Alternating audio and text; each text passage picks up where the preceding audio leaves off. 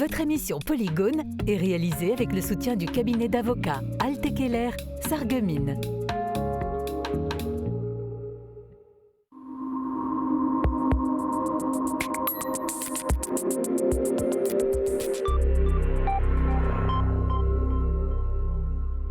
Bonjour à tous et bienvenue au siège de la communauté d'agglomération Sarreguemines-Confluence. On a délocalisé le plateau de Polygone pour vous proposer cette émission consacrée aux 20 ans de la casque. Histoire, évolution, mission, il y a beaucoup à dire et pour en parler, évidemment, le président Roland Roth, le premier vice-président Marc Zingraff, ainsi que le directeur général des services Arnaud Maty. Et puis plusieurs invités vont se succéder sur le 4e fauteuil et on va commencer cette émission avec l'ancien DGS Charles Langoutte. Bonjour à tous les quatre. Bonjour. Bonjour. Alors, je vais vous demander l'impossible, une réponse en un seul mot pour cette première question. Roland Roth, quand je vous dis casque, quel est le premier mot qui vous vient à l'esprit? Solidarité. Et vous, Marc Zingraff? Le casque, c'est l'avenir. L'avenir. Et pour vous, Arnaud Maty? La proximité. Et je vais un peu tricher. En tant que DGS, au nom de tous les personnels, je vais rajouter fierté de travailler pour cette administration. Ok. Charles Langoutte, pour vous, en un mot? L'efficacité. Bon. Eh bien, on s'est demandé, nous, si les citoyens savent ce qu'est la casque. Alors, c'est tout simple. Thibaut Desmerlet est allé à leur rencontre pour leur poser la question. Pour vous, la casque, c'est quoi? Mais c'est un chantier d'insertion. La casque. Aucune idée. Casque, je connais pas. Je connais pas du tout. La casque pour les commerçants. Un casque? Je sais pas. C'est la communauté d'agglomération de Sarreguemines-Confluence. Alors c'est la communauté d'agglomération de Sarreguemines-Confluence. Un casque, c'est une aide publique, un casque. C'est au niveau médical, non? C'est de la communauté d'agglomération de Sarreguemines. Donc la casque, c'est la communauté d'agglomération Sarreguemines-Confluence. C'est tout un truc, c'est ceux qui s'occupent des poubelles, de l'aménagement du territoire. Alors, qui veut réagir à ce micro-trottoir? Il y a un peu de tout, il y a des gens qui savent, des gens qui ne savent pas, il y a des très jeunes aussi qui savent. Vous en dites quoi? Oui, mais c'est finalement la confirmation de ce que nous ressentons encore aujourd'hui et nous faisons tous les efforts du monde pour que la population connaisse bien les missions de la communauté d'agglomération, mais nous avons conscience de certaines lacunes encore. Il y a du travail à faire pour que les messages passent bien et passent mieux. Je crois que les institutions évoluent aussi très vite et ça change énormément. Quand on regarde l'histoire de la maison, depuis l'époque districale jusqu'à aujourd'hui, les contextes changent, le vocabulaire change, les réalités, les dossiers, enfin tout change et les appellations aussi. Donc il faut que le temps fasse son œuvre et on a effectivement, comme le disait Roland, beaucoup de pédagogie encore à apporter pour faire connaître ce que nous faisons. Et puis cette émission va peut-être y contribuer aussi, Monsieur Maty. Oui, et je crois que la crise sanitaire de ces dernières années a aussi montré que parfois l'action du quotidien était méconnue, parce qu'on a parlé à juste titre de services comme la collecte des déchets ménagers qui s'est poursuivie pendant la crise sanitaire, mais on ne parlait jamais de services comme l'eau potable, l'assainissement, qui étaient des services qui ont continué à être rendus et des gens qui travaillent dans l'ombre et qui n'étaient pas forcément mis en avant. Donc c'est vrai qu'il y a aussi peut-être cette discrétion, peut-être une modestie dans le travail quotidien qui est effectué et qui n'est pas assez souligné. Ce qui m'étonne un petit peu, c'est le rapport que font les gens par rapport à l'action sociale quand on parle de la casque. Ça ressemble à la CAF peut-être dans leur tête. Alors qu'en réalité, c'est un élément qui n'a jamais fait partie des attributions de la communauté d'agglo. Bon, alors vous l'avez dit, il y a beaucoup de choses qui ont changé, qui ont évolué. Moi, en fait, depuis le début de cette émission, j'ai un peu envie de vous souhaiter à tous un bon anniversaire, parce que directement, l'anniversaire de la casque, vous êtes directement concernés. Mais en même temps, si la casque fête cette année ses 20 ans, son histoire commence, elle, déjà bien avant cela. Alors, on va se pencher là-dessus avec le résumé en images des étapes de sa création et qui est signé Morane Grand-Collat. Ce logo, nous le connaissons tous, c'est celui de la communauté d'agglomération Sarreguemines-Confluence. Cette année, l'agglo fête ses 20 ans d'existence. Enfin, 20 ans et des poussières, car son histoire commence avant même sa création. Jusqu'en 1970, il y avait Sarreguemines. À partir de là, un certain monsieur Robert Pax, alors maire de la commune, souhaite promouvoir le territoire. En janvier 71, il décide de créer le CIVOM, le syndicat intercommunal à vocation multiple, à la tête duquel il sera élu en août de la même année. Le CIVOM regroupe alors 18 communes. Le CIVOM, c'est un EPCI, un établissement public de coopération intercommunale, la toute première intercommunalité du secteur de Sarreguemines. Si le but d'un EPCI était de rassembler les forces vives et de mettre en commun les compétences de chacun, le CIVOM a surtout été créé dans le but de mieux gérer le traitement des déchets ménagers. À l'époque, ce sont les agents communaux qui ramassaient les poubelles dans les rues. Ils allaient ensuite les enfouir dans les trous de guerre avant de les recouvrir. Robert Pax est ici un précurseur car c'est seulement 1 an et demi après la création du CIVOM que la loi du 31 décembre 70 est appliquée aux zones rurales. Le 25 juin 72, on ne parle plus de CIVOM, mais de district, l'ancêtre d'une communauté de communes. Le but d'un district est de simplifier la coopération intercommunale en regroupant plusieurs communes d'un même canton. À l'époque, le district de Sarreguemines réunissait 22 communes. Ce district était chargé entre autres de la création et l'équipement des zones industrielles, des zones d'habitation et des centres de tourisme et de loisirs, de la construction d'un IUT ou d'un bâtiment d'enseignement supérieur, et enfin, de la collecte et du traitement des ordures ménagères. Après 18 ans de mandat, Hubert Roth remporte la présidence du district face à Robert Pax lors de l'élection du 16 mai 89. Le 7 avril 1995, après de gros travaux de rénovation, le district de Sarreguemines emménage au 99 rue Maréchal Foch, son adresse actuelle, aussi connue sous le nom de Château Schneider, dont la collectivité a fait l'acquisition en 1992. Le 18 décembre 1997, Roland Roth succède à Hubert Roth. En janvier 2002, à la suite de l'arrêté préfectoral du 20 décembre 2001, le district devient officiellement une communauté d'agglomération, la communauté d'agglomération Sarreguemines-Confluence. Les communes de Großbiedersdorf, Hundlin et Willerwald viennent alors compléter les rangs de la Casque. À sa tête Roland Roth, accompagné de 61 conseillers communautaires qui mutualisent leurs compétences et leurs énergies afin de mettre en œuvre de grands projets d'aménagement et de développement, mais aussi d'assurer divers services pour la population. En janvier 2009, cette nouvelle structure intercommunale voit son périmètre étendu. Ernest Villers vient s'ajouter aux 25 communes existantes. En 2014, le nombre de conseillers augmente, passant de 62 à 66 conseillers communautaires. 3 ans plus tard, la loi NOTRe, nouvelle organisation territoriale de la République, entre en vigueur. Elle vise à renforcer les compétences des régions et des établissements publics de coopération intercommunale. Qui dit nouvelle loi dit nouvelles règles. Chaque intercommunalité doit regrouper au minimum 15 000 habitants au 1er janvier 2017. Problème, près de 3/4 des intercos françaises n'atteignent pas ce seuil. C'était le cas de la communauté de communes de l'Albé des Lacs. Au 1er janvier 2017, la communauté de communes de l'Albé des Lacs fusionne avec la communauté d'agglomération Sarreguemines-Confluence. Le territoire est agrandi et compte dorénavant 38 communes membres et près de 66 000 habitants. Plus de communes, c'est aussi plus de conseillers communautaires. De 66, l'Assemblée passe à 80 conseillers.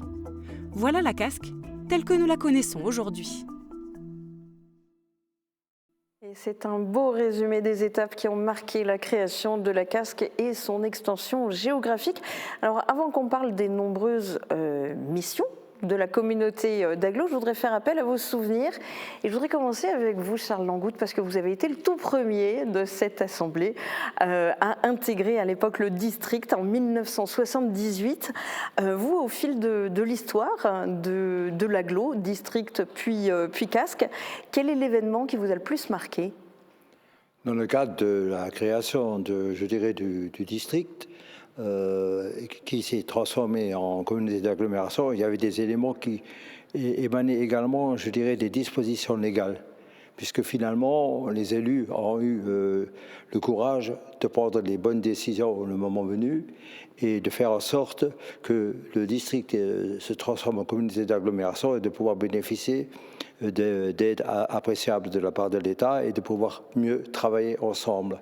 Et puis par ailleurs, ce qui était très intéressant, c'est que l'ensemble des élus du secteur ont très vite adhéré à ce projet. Est-ce que vous, au fil de ces années, il y a une scène clé qui vous revient en mémoire, qui reste gravée ? Écoutez, la scène clé, on ne va pas revenir toujours sur l'histoire de la Smart, mais c'est réellement, je dirais, la venue de Smart dans le cadre de l'Europol. Mais avant ça, il faut quand même reconnaître que la première décision importante a été prise quelque temps avant, lorsque les élus du district se sont prononcés pour la création de cette zone d'activité qui, heureusement, a eu une évolution très, très importante. Alors, si on reprend dans la chronologie des 4 personnes que vous êtes, le suivant à avoir fait son entrée au district, c'était en 1983, c'était vous, Roland Roth. Vous, s'il y avait un moment clé, une scène, une image, c'est quoi ce qui vous a le plus marqué ? Il y en a beaucoup, des moments clés. Il est difficile de choisir ce moment qui nous paraît être le plus important. Je suis arrivé au district en 83, effectivement. Il y a eu un changement de gouvernance 6 ans après. C'était un moment important pour l'ensemble du territoire parce que ça a bouleversé un peu le fonctionnement du district. Je crois que Robert Pax a fait un superbe travail de préparation et là nous sommes arrivés à une charnière qui permettait d'intégrer dans nos missions le développement économique, notamment parce que c'est à partir de ce développement économique que les choses ont évolué par la suite. Nous en avons fait notre priorité, ce qui est encore le cas aujourd'hui. Et puis, progressivement, nous avons réussi à monter cette opération sur le site de Hambach, dont parlait Charles. Et c'est sûr que la récompense a été l'installation de la Smart. Alors, une telle installation, je crois que tout le monde le sait, apporte des moyens financiers supplémentaires, des emplois. Nous avons intégré tout cela et ensuite, progressivement, nous nous sommes étendus sur d'autres opérations, d'autres compétences et avec un peu de recul, je crois qu'on peut dire que l'évolution a été assez spectaculaire. Alors vous, Marc Zingraff, vous siégez à la communauté d'agglo depuis 2001. Vous en êtes d'ailleurs tout de suite devenu vice-président, pas encore premier vice-président, mais tout de suite devenu vice-président. Vous, s'il y avait un souvenir marquant, une étape clé, ça serait laquelle ? Bien, la mise en place du conseil. C'est d'ailleurs Charles Langoutte qui m'a accompagné à ma place et j'étais très impressionné d'entrer dans ces lieux qui en imposent quand on arrive et qui sont vraiment à la mesure des enjeux de ce qui se joue ici. Vous, Arnaud Maty, votre entrée à la casque, c'était en 2002, pas encore en tant que DGS, directeur général des services à l'époque. Depuis 2002, ça serait quoi, votre plus fort souvenir ? Alors, en termes de travail au quotidien, il y a eu un élément important qui est la fusion avec la communauté de communes de l'Albe des Lacs en 2017, puisque effectivement il y a beaucoup de travail en amont à faire et qui est du travail un peu invisible. Notre objectif, c'est que lorsqu'il y a une fusion qui est prononcée un 1er janvier, il faut qu'il y ait une continuité dans le service public. L'administré, il n'est pas responsable des règles administratives, il y a eu un changement réglementaire, mais pour l'administré, ça ne doit rien changer. Il faut que le service public continue et qu'il soit toujours le même, que ce soit le 31 décembre ou le 1er janvier quand il y a cette fusion. Donc c'est tout ce travail préparatoire qui est fait en interne et qui est très chronophage, qui est prenant pour toutes les équipes et toute cette organisation pour essayer de faire en sorte que ce changement administratif et cette extension de territoire n'impacte pas les usagers et se passe le mieux possible du jour au lendemain en fait. Oui, et puis à mettre tout le monde dans la même direction, avec les mêmes objectifs si possible. J'ai objectif d'autant plus que historiquement, l'un des plus forts éléments moteurs pour tout ce qui était du regroupement de communes en EPCI, souvent ça a été la collecte et le traitement des ordures ménagères. Mais l'un des fondements philosophiques, si je peux dire, et vous commenciez à le dire, Roland Roth, à l'instant, la casque, il y a depuis toujours un principe de base qui est le principe de solidarité entre les communes. Alors, est-ce que ce principe de solidarité, il a quelque part toujours été une évidence pour tous les conseillers communautaires et à toutes les époques, ou est-ce que c'est encore aujourd'hui un combat de longue haleine? À l'époque, Monsieur Langoutte. Il faut dire qu'effectivement, aujourd'hui, tout le monde est beau, tout le monde est gentil, mais ça a quand même nécessité un travail de terrain. Et moi, je me rappelle, lors de la transformation du district en communauté d'agglo, les soirées qu'on passait avec le président pour essayer de convaincre les quelques récalcitrants, puisqu'il y en avait quand même qui n'étaient pas toujours d'accord pour prendre le train en route. Et c'est finalement là qu'on s'est rendu compte que même en faisant apparaître tous les avantages qu'on pouvait retirer de la part de la création d'un nouvel ensemble, il fallait quand même encore réussir à convaincre. Et surtout que les élus devaient convaincre leurs propres élus, puisque l'adhésion ne se faisait pas uniquement avec le maire, elle se faisait avec l'ensemble des conseils municipaux. Et aujourd'hui, c'est encore un combat de longue haleine? La solidarité, c'est acté, c'est acquis, même pour les nouveaux conseillers communautaires, ou ça grince des dents? Non, je pense que c'est acquis, même si ça provoque des débats de temps à autre, puisque quand on dit solidarité, il n'y en a jamais assez. Donc, quelque part, il faut apporter les éléments qui permettent de démontrer aussi que l'action de notre collectivité est liée à plusieurs choses. Nous sommes là pour rendre des services, nous sommes là pour investir, pour rendre ces mêmes services ou d'autres, et nous sommes là pour rendre une solidarité plus directement au travers de nos aides adressées aux différentes communes. Alors, voilà, c'est compliqué. D'ailleurs, quand on prend l'appellation EPCI, établissement public de coopération intercommunale, c'est le mot coopération qui est en lien direct avec la solidarité. Et cette coopération, elle existait déjà à l'époque très ancienne, puisque les gens se mettaient ensemble pour aller à la chasse, pour pouvoir venir à bout des plus gros gibiers. Ici, eh bien, dans les collectivités, les problématiques étaient telles, dans les années 70 d'ailleurs c'était le cas, autour, vous l'avez dit, des ordures ménagères ou de l'assainissement, que les gens se sont mis ensemble pour pouvoir venir plus facilement à bout des problèmes qui se posaient. Arnaud Mathis, si je ne dis pas de bêtises, la solidarité communautaire à l'échelle de la casque, ça représente 16 millions d'euros par an, c'est ça ? Oui, à peu près. Il y a beaucoup de dispositifs. Alors, il y a des dispositifs d'aide directe, donc soit pour le fonctionnement des communes membres.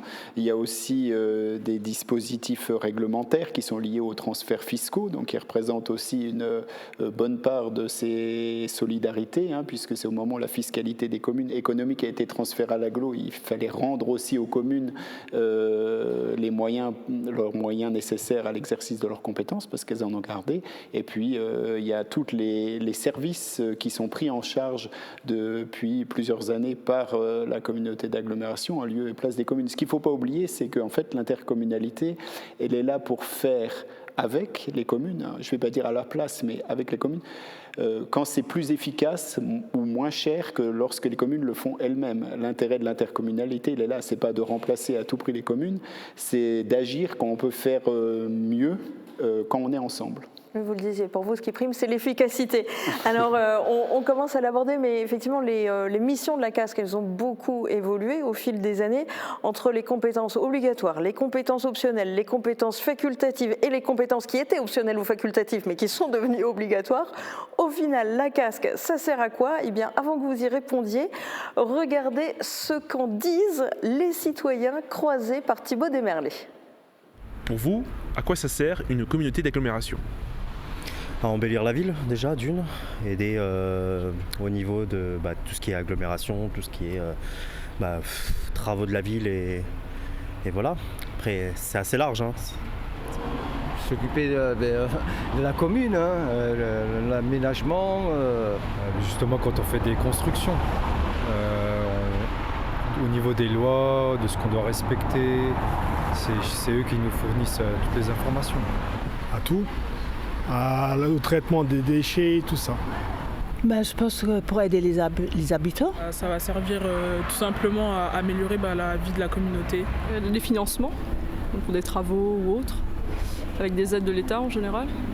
Et puis c'est important d'en avoir une aussi, parce qu'il y a des projets qui sont intéressants et qui permettent justement de dynamiser une ville. Elle sert à gérer les 26 communes qui nous entourent, autour de Sarreguemines. Voilà, ça sert à gérer notre environnement et notre patrimoine, parce qu'on a un beau patrimoine sur Sarreguemines.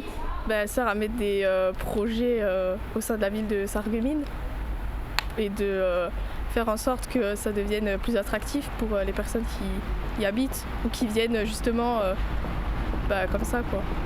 Voilà. Alors, il y a un joyeux mélange, mais dans l'ensemble, il y a des choses qui s'en rapprochent pas mal, en tout cas qui laissent un petit peu deviner ce qu'il en est. Vous, Roland Roth, vous le résumeriez comment, le rôle de la communauté d'agglo? Je crois que ça peut se résumer en peu de mots. Il s'agit tout simplement d'agir pour être plus efficace, pour revenir à l'efficacité qui a été affichée tout à l'heure, qui est le slogan de la communauté d'agglomération depuis un bout de temps déjà. Donc, cette façon de coopérer facilite le travail à l'ensemble des collectivités qui sont membres de cette communauté d'agglo. Alors, bien sûr, on axe nos choix, notre travail sur des opérations qui ont un intérêt commun dans toutes les collectivités, qui présentent des difficultés communes pour une gestion individuelle et voilà, à partir de là, on agit sur des bases réglementaires qui nous permettent de faire ou de ne pas faire dans tel ou tel domaine. Or, les choix qui sont faits, ce sont des choix en général d'intérêt collectif et voilà, bon, je pense qu'il faut le voir. D'ailleurs, dans ce qui a été dit, il y a beaucoup de choses exactes, quelques petites erreurs, mais globalement, je crois que ce qui a été cité concerne effectivement la communauté d'agglo. Monsieur Saint-Grave, est-ce que vous avez les mêmes visions? À quoi ça sert la casque? Écoutez, j'ai choisi le mot avenir tout à l'heure parce que je pense que notre rôle, mais qui est tout à fait compatible avec ce qui vient d'être dit, c'est d'accompagner notre population vers l'avenir, de lui donner les possibilités de se trouver bien dans cet avenir, déjà par l'emploi, qui est notre première vocation. Donc le développement économique à travers cela vise d'abord déjà cette question de l'emploi. Et puis ensuite, le développement économique qui accompagne ces premières préoccupations nous positionne en matière éco-responsable dans cet avenir-là également. Et on peut mesurer, depuis notre création en tant que communauté d'agglomération, la progression de cette réflexion de la question éco-responsable dans nos services. Tous les jours, nos agents travaillent pour construire un avenir plus éco-responsable sur le territoire, par exemple. Donc cet accompagnement vers l'avenir me semble essentiel. Est-ce que vous voulez compléter? Oui, ce que je retiens quand même de cette interview, c'est que les gens, effectivement, comme l'a dit le président, savent ce que fait une agglo, mais en même temps, on se dit qu'effectivement, on n'est peut-être pas, on communique peut-être pas assez. Pourtant, il y a des équipements sur lesquels on voit le logo de l'agglo. Alors, il est peut-être pas assez gros, mais c'est vrai que les centres nautiques, les gymnases, oui, l'agglo au cœur de la vie sportive, on le voit beaucoup en grand. Ou les bus qui circulent et qui sont pas cités. Alors, c'est surprenant parfois que ces services qui sont visibles tous les jours par l'œil de l'usager soient pas forcément repris. Après que des services plus insoupçonnés soient ignorés, je parlais tout à l'heure de tout le travail souterrain, quand on parle de l'eau potable, de l'assainissement, des réseaux haut débit, c'est normal qu'on le voit pas, c'est du travail qui est souvent caché ou de la capture de chiens errants, mais c'est du travail qui est rendu au quotidien. Et en fait, je pense aussi que les gens sont perdus parce qu'il y a de la diversité, mais mon prédécesseur Charles Angout pourra en parler tout à l'heure par rapport au développement. Aujourd'hui, il y a 350 agents qui travaillent à la communauté d'agglomération pour plus de 140 métiers différents. Donc on voit la diversité et c'est normal que l'usager ne puisse pas percevoir toute cette diversité au quotidien. Oui. L'université également, l'enseignement supérieur, ça paraît un petit peu confidentiel comme ça, mais je parlais d'avenir, eh bien, si on ne forme pas nos jeunes, on a 1200 étudiants à peu près à Sarreguemines, qui sait que c'est l'effort de la communauté d'agglomération, on est là dans l'optionnel, dont vous parliez des compétences tout à l'heure, elles sont tout à fait facultatives, ces compétences-là, en matière d'enseignement supérieur. Donc on l'a choisi à l'époque parce qu'il était lié, ce versant-là de la question, au développement économique. Aujourd'hui on l'assume, mais je pense qu'il est extrêmement important pour notre territoire en direction de l'avenir de former les cadres de demain ou même les employés de demain dans nos entreprises. Et on sent aussi l'ancien vice-président en charge de l'enseignement supérieur avant de devenir premier vice-président. On va commencer le jeu des chaises musicales. Charles Angout, vous n'allez pas tarder à céder votre place au prochain invité. Alors je voudrais avant cela que vous nous disiez le regard que vous portez sur la casque aujourd'hui. Écoutez, le regard que je porte sur la casque aujourd'hui, c'est-à-dire que je vois que c'est une collectivité en pleine expansion, à tel point de vue que moi, personnellement, même, j'ai maintenant aujourd'hui du mal à saisir quelles sont leurs activités, tellement il y a eu une diversité. Et puis, il y a des choses qui semblent moins évidentes il y a quelques années et qui, effectivement, se sont mises en place. Et on se rend compte que c'est bien ici que se prépare l'avenir du secteur. Eh bien, en tout cas, merci beaucoup d'avoir renoncé le temps d'une journée à votre retraite pour participer à cette émission. On a dit, parmi les nombreuses compétences exercées par la casque, il y a le développement économique, un domaine qui a son propre budget dédié, un budget annexe au budget général, près de 13 millions d'euros d'investissement l'an dernier. Alors avant d'en parler, on va regarder le publi-reportage qui a été réalisé à ce sujet.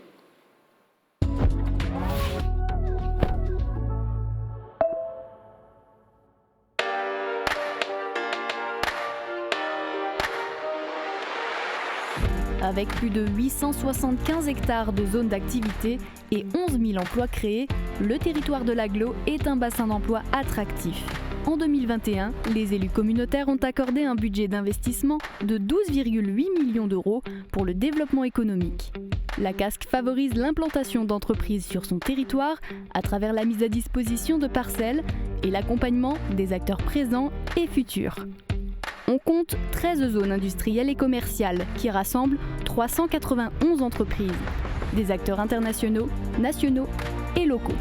Parmi les zones principales, on trouve l'Europole à Humbar, qui emploie près de 2500 personnes et qui fait partie des 12 premiers sites clés en main identifiés en France. L'Agglo met un point d'honneur à entretenir, requalifier et aménager régulièrement ces zones. Par exemple, 3,3 millions d'euros vont être consacrés à une extension de la zone industrielle de Sarreguemines. Elle entreprend également l'aménagement de ces zones d'activité pour l'implantation d'investisseurs potentiels. La politique économique est un enjeu fort pour la casque. C'est pourquoi elle tient à offrir des zones de développement adaptées au cahier des charges des entreprises.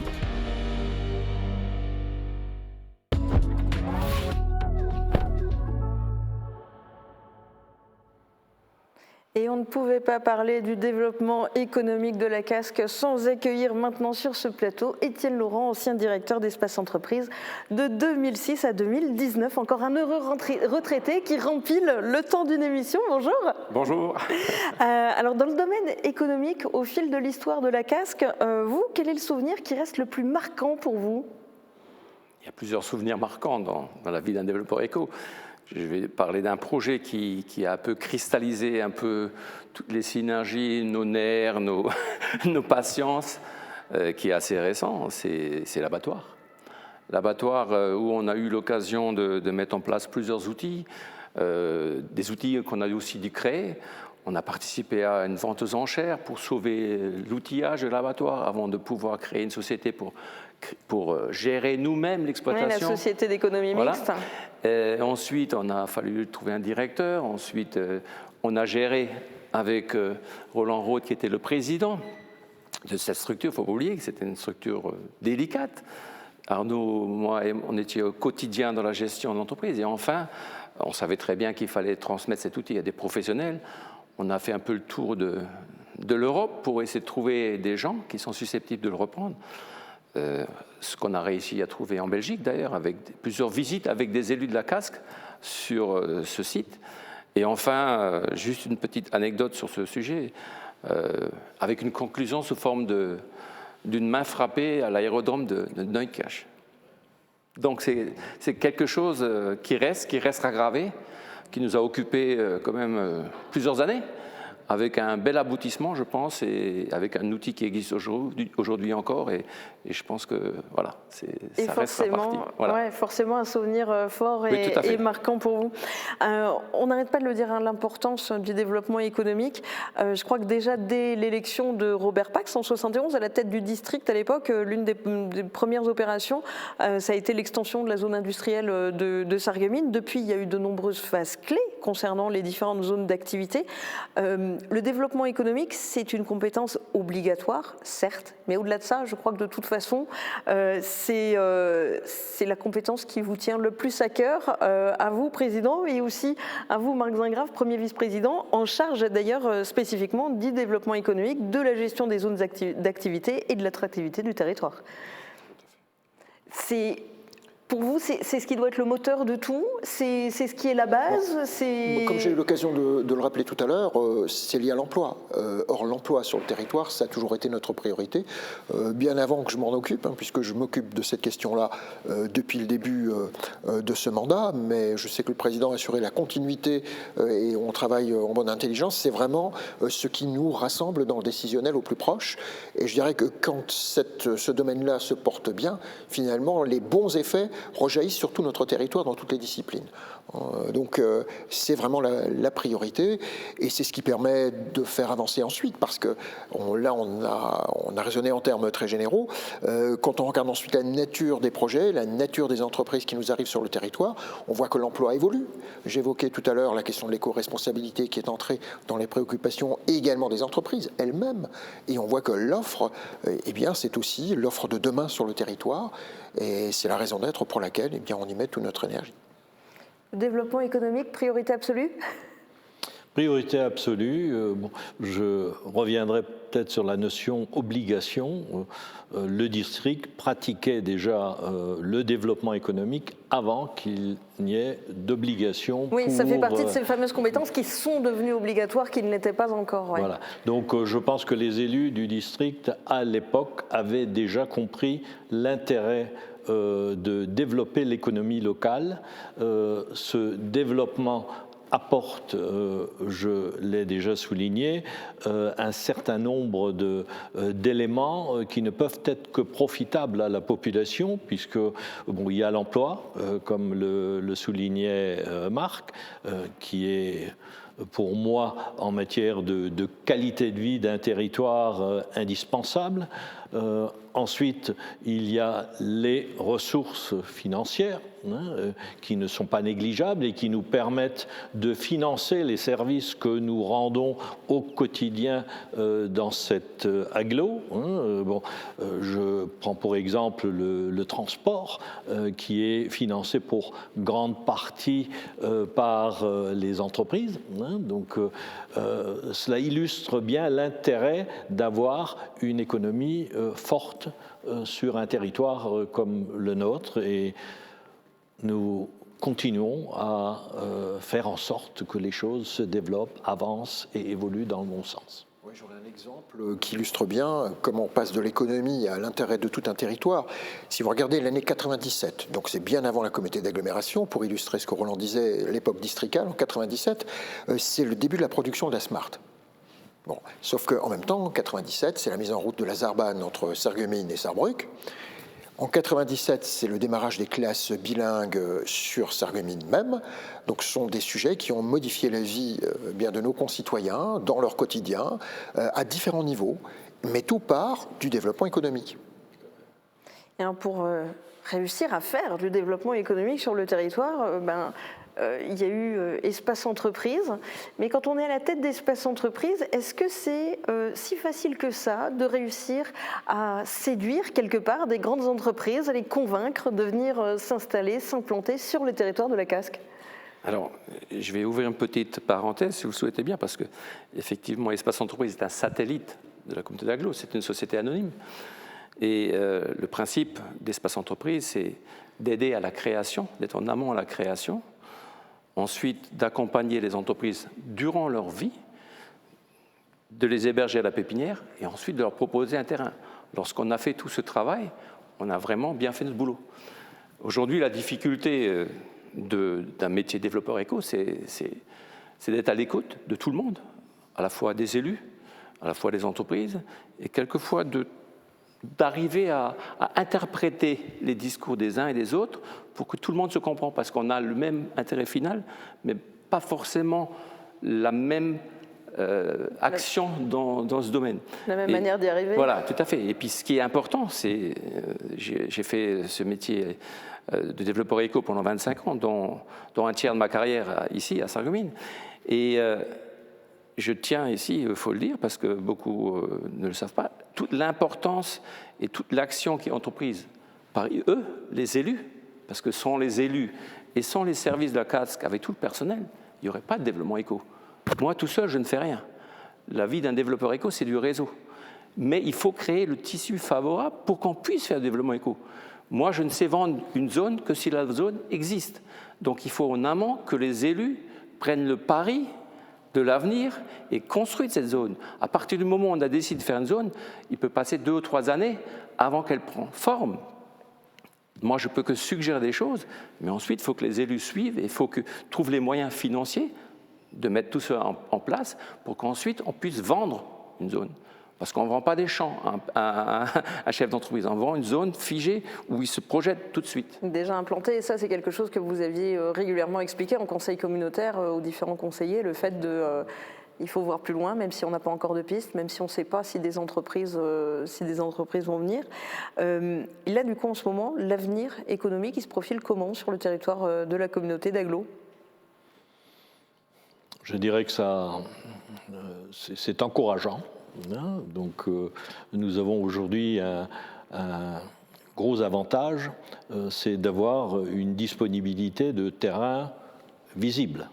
Donc, nous avons préparé les choses, comme d'ailleurs vient de le souligner Étienne, de telle manière que nous pouvons aujourd'hui, à tout moment, présenter un parcellaire préparé, prêt à l'emploi, à un futur investisseur. Et nous sentons l'intérêt de cette stratégie, car nous avons, je dirais, tous les jours un peu plus de demandes à l'heure actuelle. Ce qui nous change beaucoup d'il y a quelques années où il a fallu aller à la pêche pour pouvoir trouver quelqu'un. Aujourd'hui, je crois que l'attractivité du territoire est à son plus haut niveau. Je crois qu'on ne l'a jamais connu comme ça. Ok, donc un bon point a priori pour l'avenir. On va voir si Étienne Laurent partage cet avis, parce que je vais vous demander dans quelques instants de céder à votre tour votre place à la prochaine invitée. Mais avant de nous quitter, je voudrais que vous nous disiez quelle est la vision d'avenir que vous avez. Vous l'imaginez comment, l'avenir économique sur le territoire de la Casque ? Je suis à la retraite depuis 3 ans, mais je reste en contact étroit avec les gens avec lesquels j'ai travaillé et j'ai pris beaucoup de plaisir à travailler ici.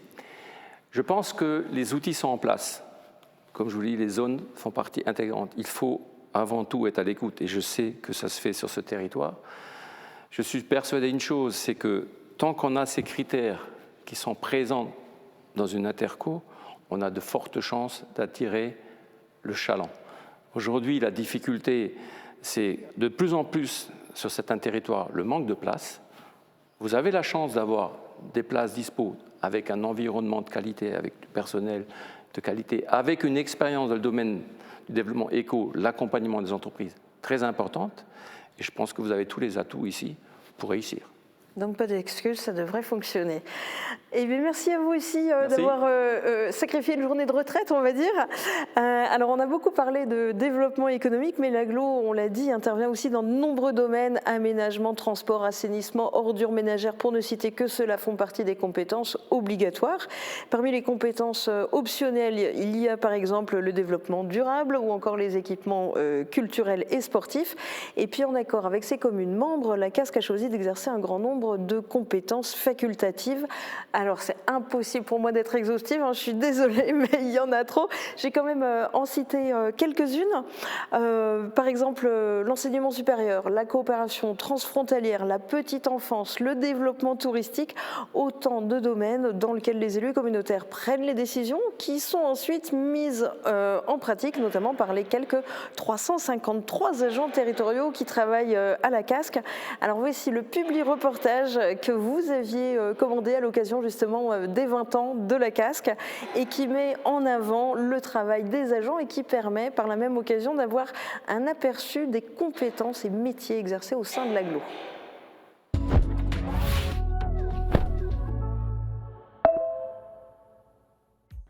Une agglo, c'est avant tout des hommes et des femmes au service d'un territoire. À la CASC, on trouve une large diversité de métiers, tous différents les uns des autres.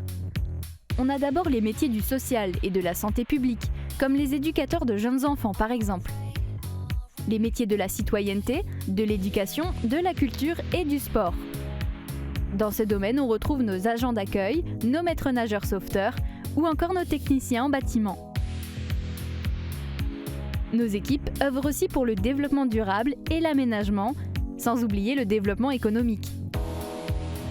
Le service à la population, comme nos reapers que vous voyez passer régulièrement dans nos rues, mais aussi les conducteurs de bus, les techniciens en assainissement, les agents d'entretien des espaces verts ou encore de maintenance des bâtiments.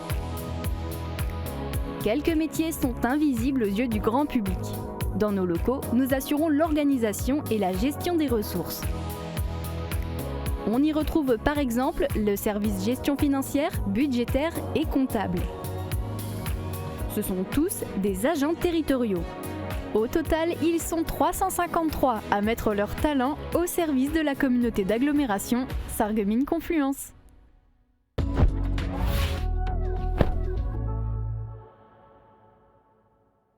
Et tout cela contribue au cadre de vie des habitants et à l'attractivité du territoire de la CASC. On va en parler aussi avec Sonia Christinelli-Frébeuf qui vient de nous rejoindre. Bonjour.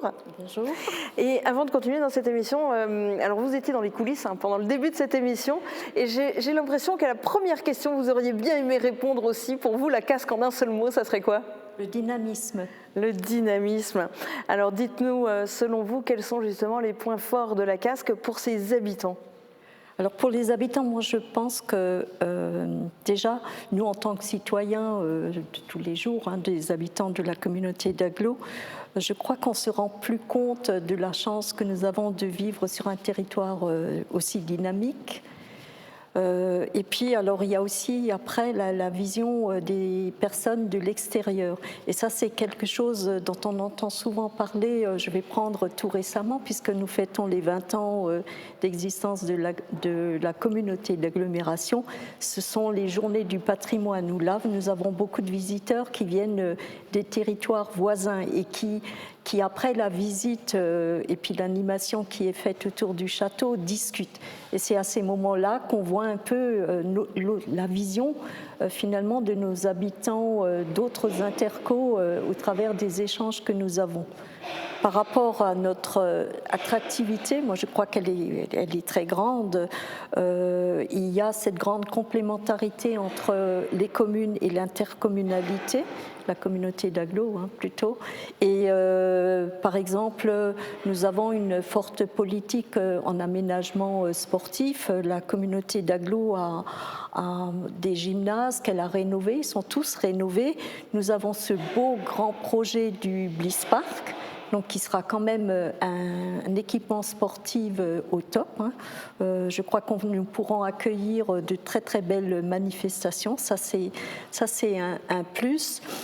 Nous avons également un réseau, c'est que des exemples qui me viennent en tête, de pistes cyclables de plus de 200 km. Un très beau réseau de sentiers pédestres qui va sortir 270 km, c'est-à-dire que nous pourrons sillonner tout le territoire de la communauté d'agglomération à pied et avec des jonctions justement sur les territoires voisins. Je crois que ça, c'est quelque chose dont on ne se rend pas compte. Disons, on n'en parle pas souvent parce que c'est peut-être, je ne vais pas être, c'est pas... Je ne devrais peut-être pas le dire, mais oui, ça c'est sûr, mais ça c'est aussi les retombées suite au développement économique, mais c'est vrai qu'on en parle moins. Il y a pour moi des services publics qui sont très importants, je pense aux déchetteries, puisque ça c'est dans ma commune, je vois un peu l'impact d'une déchetterie pour les habitants, parce que c'est quand même un plus, on se retrouve un peu démunis quand on fait le nettoyage de sa cave ou de son grenier ou d'autres. On a la chance, par exemple, également du réseau de lecture publique avec la médiathèque et puis toutes les bibliothèques. Il me semble que nous devons être 13 ou 14. Donc, bibliothèque, ça montre aussi que de la complémentarité entre les équipements de la communauté d'agglo et puis les communes. Je crois que c'est très important.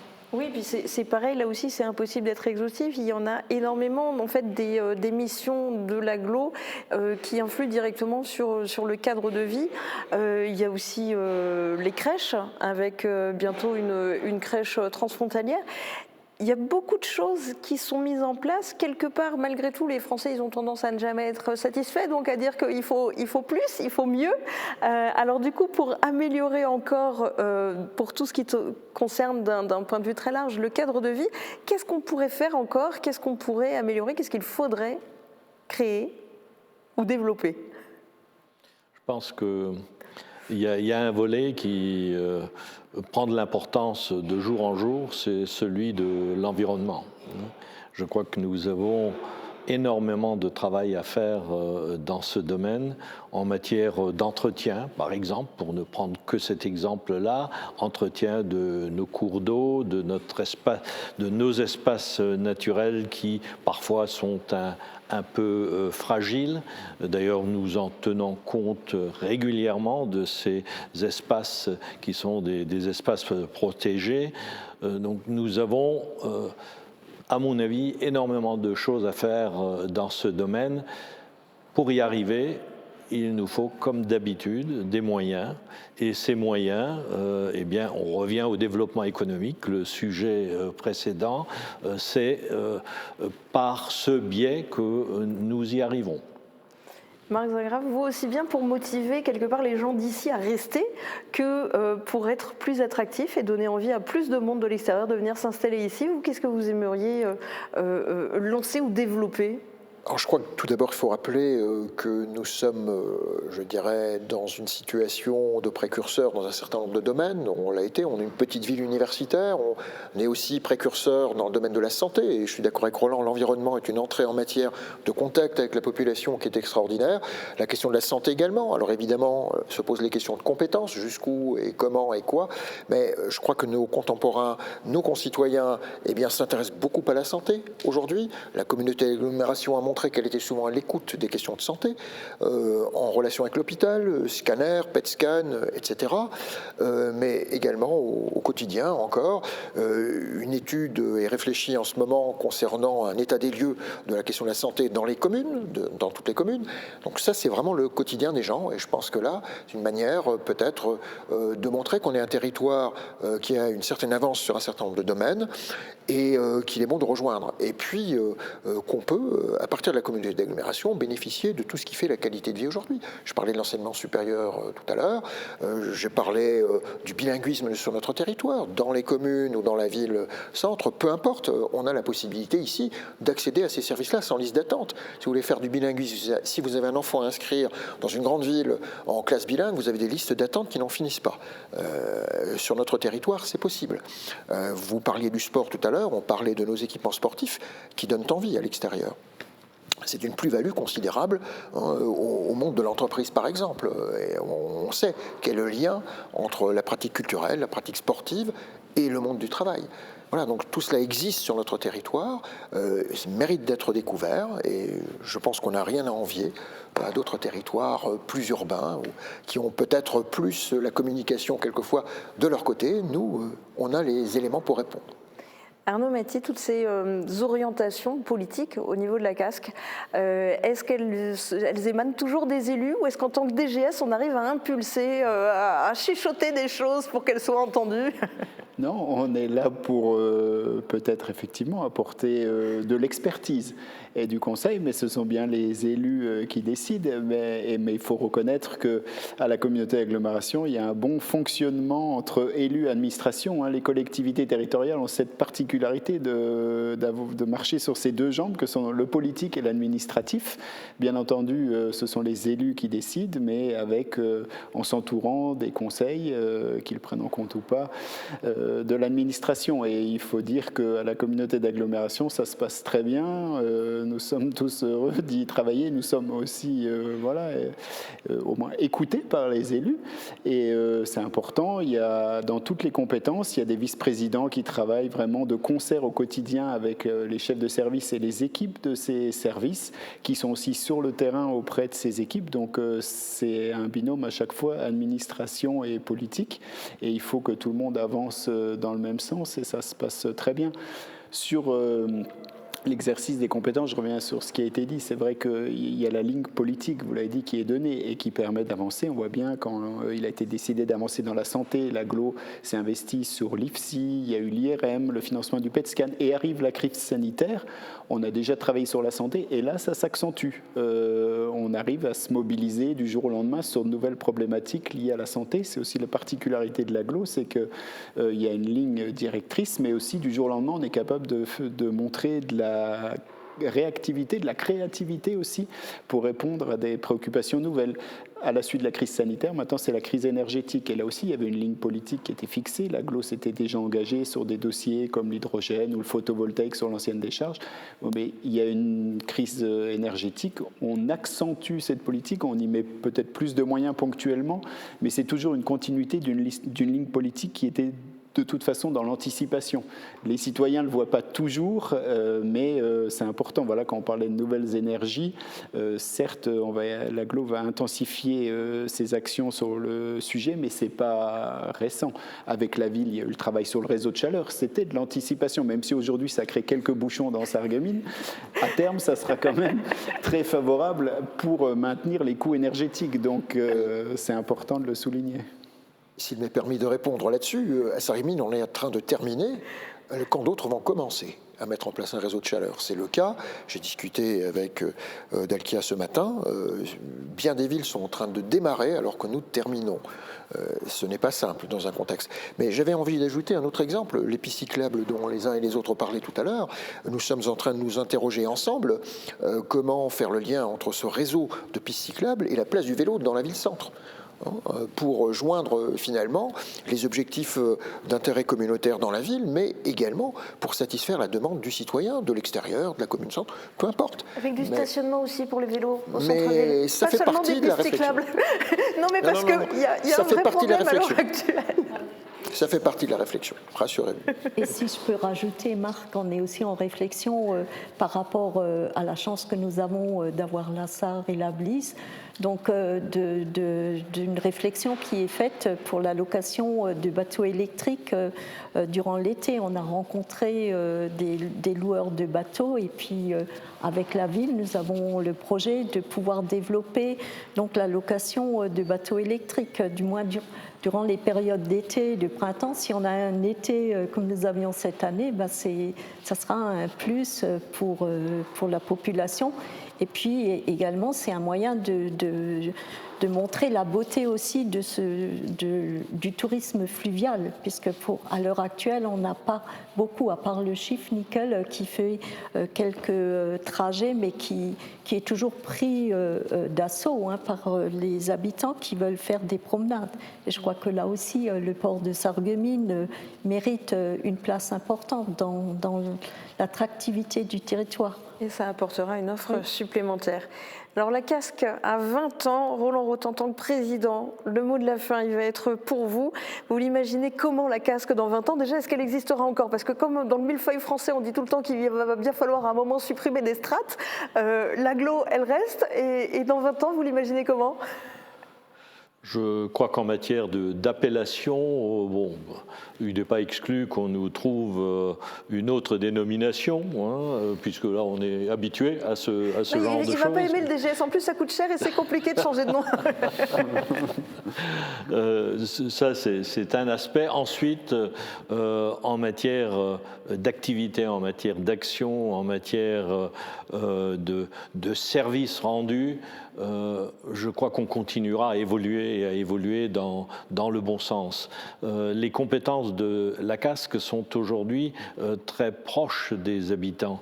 Les dernières compétences, d'ailleurs, qui ont été transférées, je parle de l'eau potable notamment et de l'assainissement, sont des compétences vitales pour tout le monde.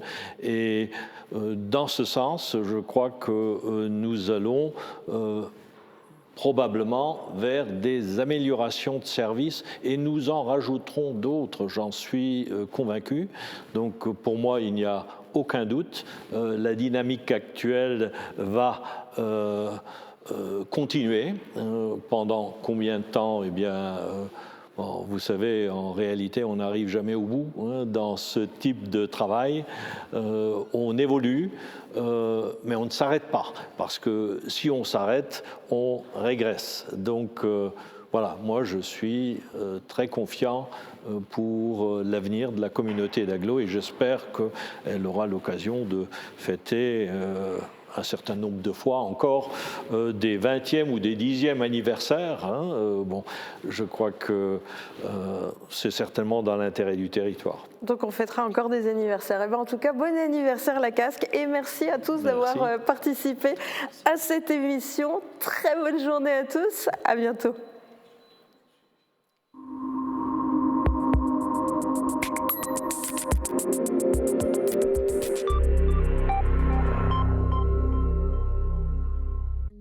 Votre émission Polygone est réalisée avec le soutien du cabinet d'avocats Alte Keller Sarreguemines. Couverture et zinguerie, une toiture Moder Habitat apporte sécurité, protection et pérennité par tous les temps. Retrouvez votre programme avec le Crédit Mutuel, partenaire des grands événements de votre région. Une banque qui appartient à ses clients, ça change tout. Bonjour à tous. Demain, des brumes et brouillards sont présents au lever du jour. Attention car ils peuvent être givrants. Leur dissipation intervient en fin de matinée. La visibilité s'améliore mais le ciel reste chargé avec quelques apparitions du soleil. Le thermomètre indique moins 3 degrés le matin, 1 degré l'après-midi.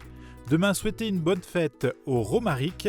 Le soleil se lève à 8h18 et se couche à 16h37. Bonne journée sur Mosaïque Cristal.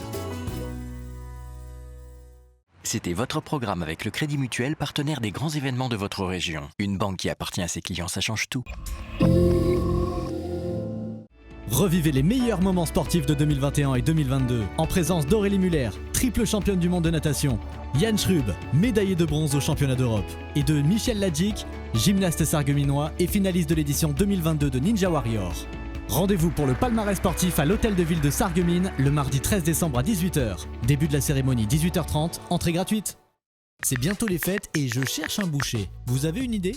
Intermarché! Bon, d'accord. Et si j'ai besoin d'un bon poissonnier ? Intermarché! Des fruits et des légumes bien frais ? Intermarché! Et le pain pour les toasts de mes invités ?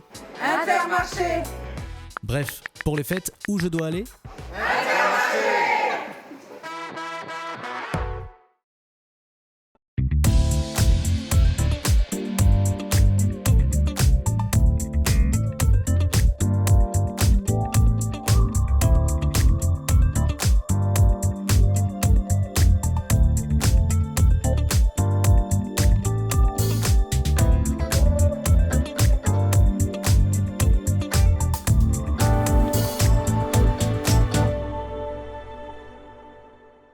Découvrez jusqu'au 24 décembre le marché de Noël de Sarreguemines où plusieurs animations vous attendent. Une rencontre avec le Père Noël, une patinoire, des spectacles, des marchés de producteurs locaux, des expositions, des animations, mais aussi de la musique de Noël. Vivez entre magie et tradition le grand défilé de la Saint-Nicolas et la Sainte-Lucie. Un événement proposé dans le cadre de Noël de Moselle. Plus d'informations sur noël.sarreguemines.fr.